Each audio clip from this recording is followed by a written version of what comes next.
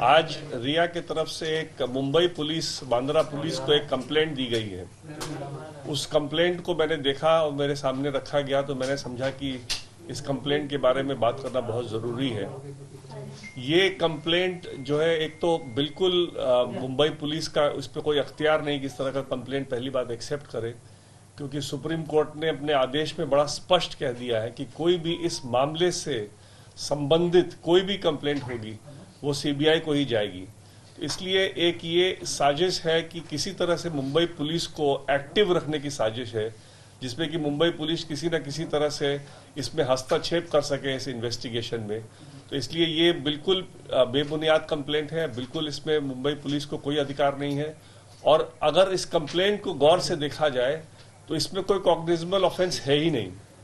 इस कंप्लेंट में जो इनकंसिस्टेंसी है कि पहले तो कह रही हैं कि उन्होंने 8 जून को ही देख लिया था कि ये प्रिस्क्रिप्शन अगर वो भेज रही थी बहन, अगर 8 जून को ही भेज दिया था प्रिस्क्रिप्शन उनके पास और दवाइयों का नाम भेज दिया था, तो फिर सडनली इनको व्हाट्सएप मैसेज आज क्यों दिखाई दे रहा है और आज क्यों कंप्लेन कर रही हैं।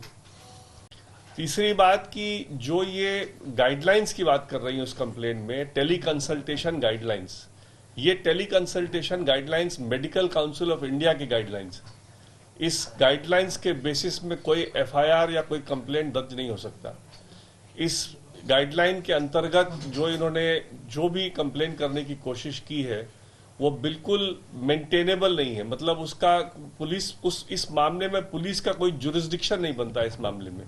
तो इसलिए ये जो कंप्लेंट है, इसको एक तरह से ये कंप्लेंट खुद ही एक ऑफेंस है, क्योंकि 182 धारा में आईपीसी में अगर कोई कंप्लेंट करता है किसी पुलिस अधिकारी को, उस पुलिस अधिकारी से एक गलत तरीके का इन्वेस्टिगेशन कराने के लिए या एक ऐसा इन्वेस्टिगेशन कराने के लिए जिस पुलिस अधिकारी को जिस पे कोई अधिकार नहीं हो, तो वो भी पनिशेबल है आईपीसी धारा 182 में और 6 महीने की उसमें सजा है।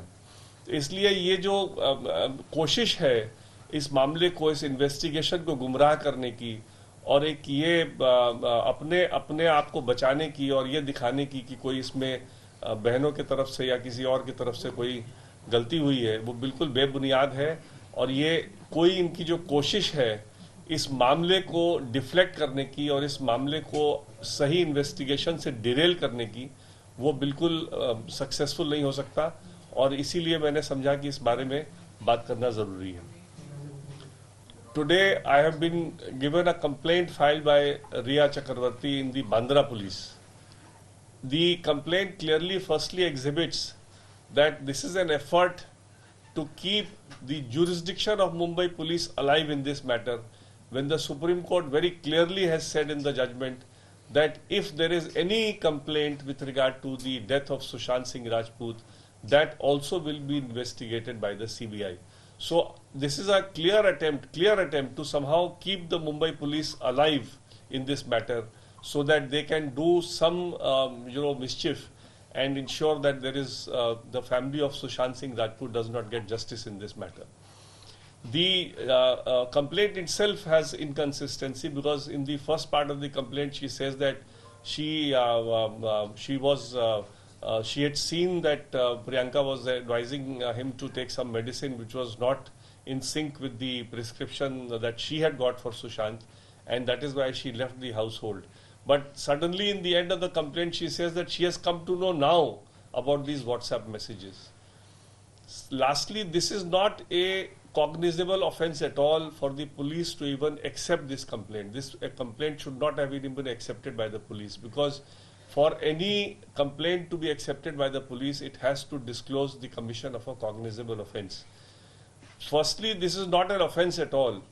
This is at best the tele-consultation guideline of the Medical Council of India. And Medical Council of India, and this complaint made to the police clearly is without jurisdiction, because the police has no right to decide whether the tele-consultation guideline has been properly adhered to or not. So in that sense also this complaint is clearly without jurisdiction and without any basis.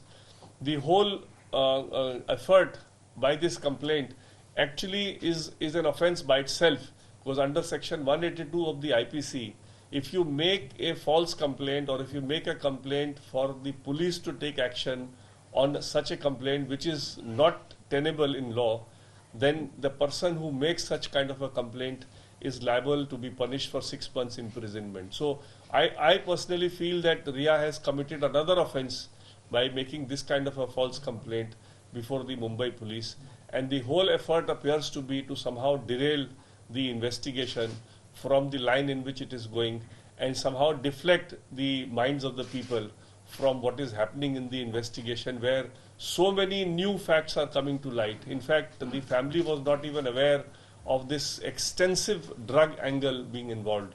And I don't want to comment on this because it is still ongoing. But very soon we are quite hopeful that the entire conspiracy in this very heinous crime will come out, and the accused persons will be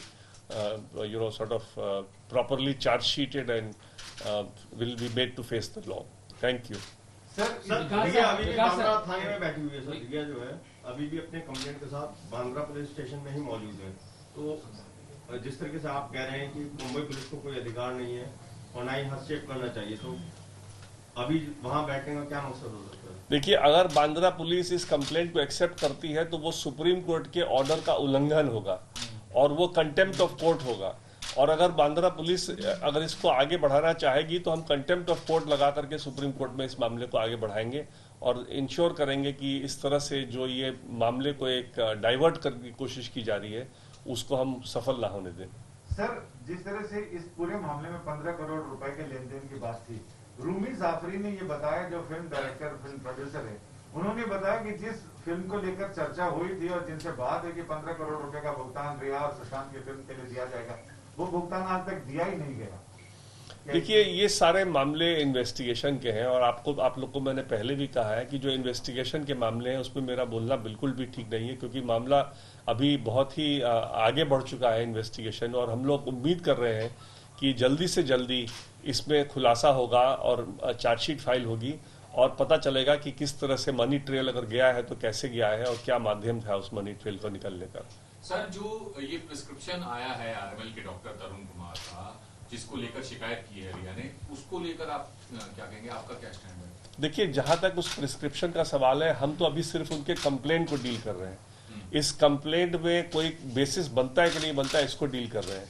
जहां तक prescription का मामला है, जब trial में अगर इस prescription को लाया जाएगा तो उसको भी अलग से डील करेंगे, लेकिन आज मेरे हिसाब से इसको डील करने की जरूरत नहीं है, क्योंकि ये कंप्लेंट ही बेबुनियाद है। ये कंप्लेंट पुलिस के पास जा ही नहीं सकती, इसमें कोई क्रिमिनलिटी नहीं है। इसमें क्रिमिनलिटी उनके तरफ से है by misusing the police machinery and getting a false case registered under section 182। Prescription से नार्कोटिक्स को लेकर इतने चैट रिया के सामने आए हैं, क्या लगता है कि रिया को गिरफ्तार कर लेना चाहिए? देखिए, ये तो उनका एक डिसीजन है गिरफ्तार करने का, किस तरह का एविडेंस उनको चाहिए गिरफ्तार करने के लिए, इसमें भी इंटायरली डिस्क्रिशन पुलिस का है। लेकिन हाँ, अगर परिवार के वकील की हैसियत से अगर पूछिएगा तो मेरे को लगता है जल्दी से जल्दी गिरफ्तारी होगी तो इसमें मामला बहुत खुलासा होगा, लेकिन ये इंटायरली डिस्क्रिशन है इन्वेस्टिगेशन का। सर, जिस तरीके से मामला पूरा मर्डर के लिए जांच की जा रही थी, लेकिन अब जो मामला है कहीं न कहीं ड्रग की जांच के इर्द गिर्द घूम रहा है, क्या आपको लग रहा है मामले की जांच सही दिशा में जा रही है? देखिए, ये ड्रग एक एडिशनल एंगल है। ड्रग के आ जाने से मतलब ये नहीं कि मर्डर या जो एबेटमेंट टू सुसाइड किसी तरह से वो केस कमजोर हुआ है। वो केस होने के बावजूद ये एक और एडिशनल केस निकल के आया है सारे मामले में, और इसमें भी बड़ी सीरियस ऑफेंसेस निकल के आ रही हैं। इसमें सिर्फ ड्रग कंजम्पशन की बात नहीं आ रही है, बट ड्रग डीलिंग की बात भी आ रही है। तो इसलिए ये मामला किसी तरह से ड्रग का मामला आना मेन केस को किसी तरह से कमजोर नहीं करता है, मेन केस को किसी तरह से हस्तक्षेप नहीं करता है। सर, इस पूरे मामले में मुंबई पुलिस के पास, जैसा आपने बताया, सुप्रीम कोर्ट के ऑर्डर के बाद उनके पास कोई ज्यूरिसडिक्शन नहीं है। क्या यही शिकायत अगर सीबीआई के पास लेके जाए रिया तो उस समय कितना इसकी अहमियत रहेगी? देखिए, सीबीआई के पास ले जा सकती है, जरूर ले जा सकती है अगर उनको इसमें कोई केस बनता है, लेकिन इसमें कोई क्रिमिनलिटी है ही नहीं। सीबीआई कोई भी पुलिस एजेंसी हो, चाहे मुंबई पुलिस हो या सीबीआई हो या पटना पुलिस हो, जब तक कि कॉग्निजेबल ऑफेंस नहीं हो, ऑफेंस ही नहीं, नॉर्मल ऑफेंस जो कॉग्निजेबल नहीं होता है वो मैजिस्ट्रेट के पास जाता है, वो पुलिस उस पर डायरेक्टली इंटरफेयर नहीं कर सकता। जो कॉग्निजेबल ऑफेंस है, जिसमें कि पुलिस डायरेक्टली एंटरटेन कर सकता है, अगर वैसा कोई कमीशन ऑफ कॉग्निजेबल ऑफेंस हो तभी पुलिस के पास जा सकता है। और अगर इसमें कोई कॉग्निजेबल ऑफेंस होता इस कंप्लेंट में तो जरूर वो सीबीआई के पास जा सकती थी और कह सकती थी कि चूंकि सुप्रीम कोर्ट ने कहा है कि इस मामले को आपको, सारी मामले को आपको इन्वेस्टिगेट करना है, तो इस मामले को भी आपने आप उसमें लेकर के इन्वेस्टिगेट करें। सर, जिस तरह से आपने कहा कि सुप्रीम कोर्ट के बाद ये मुंबई पुलिस को लेना ही नहीं चाहिए था और रिया ने ऐसा किया, अभी भी वो वहाँ पर है, तो क्या लगता है कि कोई पीछे से गाइड कर रहा है, कोई है उनके पीछे जिस तरह से उनको मोटिवेट कर रहा है, तमाम जो एक तरह से डिसीजन लिए जा रहे हैं, सलाह ली जा रही है, क्या लगता है आपको? देखिए, इस बारे में मेरा बोलना ठीक इसलिए नहीं है कि क्या उनके पीछे कौन कौन हाथ लगे हैं, वो तो अब सीधे इन्वेस्टिगेशन में आएंगे, इसलिए इस बारे में मेरा क्या, मैं क्यों बताऊं इसमें क्या है। लेकिन जो कर रही हैं, जो पब्लिक डोमेन में आ गया है, वो बिल्कुल गलत है और बिल्कुल बेबुनियाद है और वो बिल्कुल एक इंटरफेरेंस सुप्रीम कोर्ट के ऑर्डर के अंतर्गत, उसके ऑर्डर का उल्लंघन है। और अगर बांद्रा पुलिस इसमें कुछ करना चाहेगी तो डेफिनेटली इसमें कंटेम्प्ट ऑफ कोर्ट तुरंत लगेगा। Sir, but the complaint also calls it as a forgery because at that particular point of time on June 8, Sushant Singh was in Mumbai and not in Delhi, whereas the prescription calls him as an OPD patient. Well, as far as the complaint is concerned, if you look at the tele-consultation guideline, whether Ram Manohar Lohia had the facility of tele-consultation or whether they were giving tele-consultation also in the form of OPD is something which is, if examined by the appropriate authority, not by the police, if examined by the appropriate authority, that question will arise. But that question does not arise according to me today when the matter is for a police investigation. Sir, एक सवाल और sir, जो मान शिंदे हैं रिया के advocate, उनका ये कहना है कि अगर कोई भी केस मुंबई पुलिस भी रजिस्टर करती है तो वो सीबीआई को ट्रांसफर किया जा सकता है। आपके वक्तव्य के बाद तुरंत उन्होंने ये कॉपी डाली है और ये लिखा हाँ, तो वो तो उनको समझ में आ रहा है कि वो सुप्रीम कोर्ट का उल्लंघन करेंगे तो उसका क्या हश्र होगा, इसलिए उनको जैसे ही पता चला तो ऑब्वियसली वो करेंगे ही। या लेकिन वो जो कंप्लेंट उन्होंने जो किया है ये भी 182 का क्लियर कट ऑफेंस है, क्योंकि ये बिल्कुल केस नहीं बनता। चाहे वो मुंबई पुलिस हो या सीबीआई हो, अगर इस तरह के फॉल्स कंप्लेंट पे चाहेंगे कि एक्शन लिया जाए तो ये 182 का क्लियर कट लायबिलिटी उठेगा उनके ऊपर और ये बिल्कुल एक ऑफेंस होगा जिसपे कि उन पे एक्शन लिया जा सकता है। क्या सर, आपको नहीं लग रहा है कि जिस तरह रिया चक्रवर्ती मुंबई की बांद्रा में उन्होंने शिकायत दर्ज कराई, कहीं ना कहीं वो हड़बड़ाई हुई है कि मुंबई पुलिस इस मामले में एक्टिव रहे और जांच एजेंसियां जिस तरह जांच कर रही हैं लगातार वो परेशान हो रही हैं? देखिए, इसमें तो कोई दो राय नहीं है। हमारा शुरू से यह मानना है कि मुंबई पुलिस कहीं ना कहीं इनके तरफ बहुत ज्यादा सॉफ्ट रहा है, इनको कहीं ना कहीं इनको वहां से सहयोग है या इनको एक अश्योरेंस है कि मामला इनकी तरफ नहीं जाएगा, इसलिए बार बार कोई मौका खोज करके ये मुंबई पुलिस में एक उनका जबरदस्ती जुरिस्डिक्शन बनाने की कोशिश कर रही है, जो कि जुरिस्डिक्शन आज के दिन में किसी हाल में नहीं बनता है सुप्रीम कोर्ट के इतने स्पष्ट निर्णय के बाद। धन्यवाद।